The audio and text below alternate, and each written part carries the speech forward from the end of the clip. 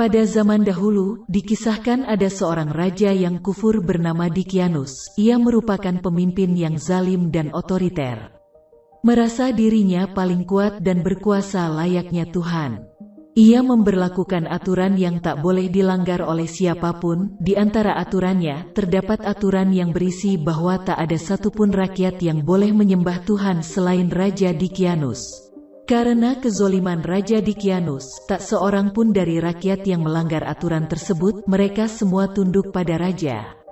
Merasa tak sesuai dengan ajaran yang diyakini.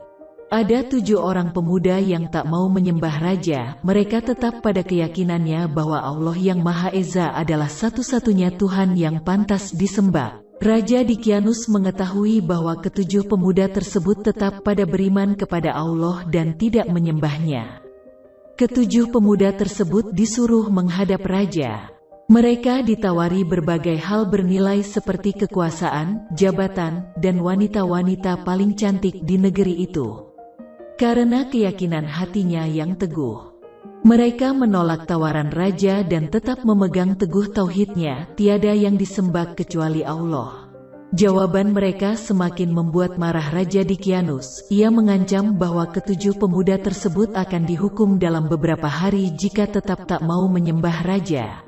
Mereka bertekad akan mempertahankan keimanannya dan lebih memilih dihukum daripada harus menyekutukan Allah. Dan akhirnya mereka bertujuh melakukan kesepakatan untuk bersembunyi di dalam gua. Lantas berangkatlah mereka bersama dengan seekor anjing sebagai penunjuk jalan.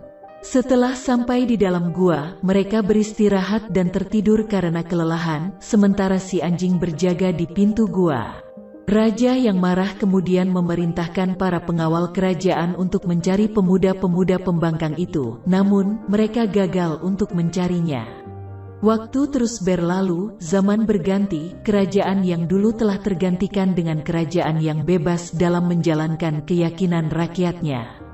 Sementara itu, ke-7 pemuda yang tertidur di dalam gua terbangun lantaran merasa lapar.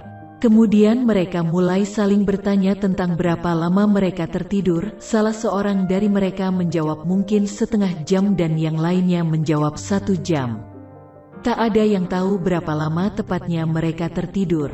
Setelah itu seseorang dari mereka pergi ke pasar untuk membeli makan sambil mengawasi apakah ada mata-mata Raja Dikianus. Sesampainya di pasar, penjual keheranan saat pemuda itu menyerahkan uang untuk membayar.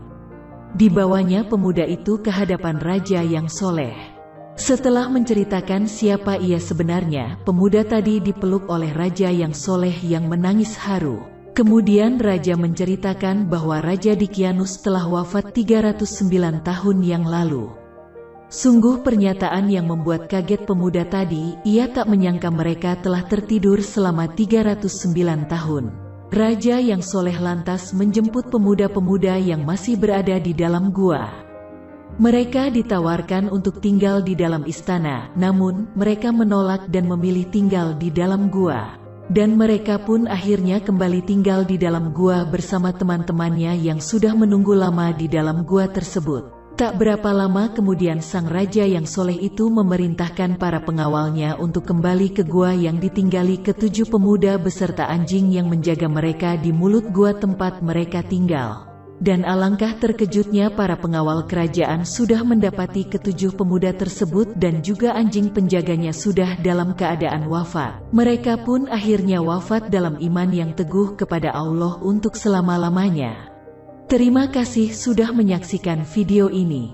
Untuk terus mendapatkan pemberitahuan video terupdate dari kami, pastikan Anda menekan tanda lonceng di bawah ini.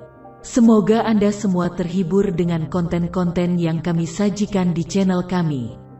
Dan jangan lupa klik subscribe, like, komen, dan share agar channel ini bisa terus berkembang dan dapat memberikan yang terbaik buat pemirsa sekalian.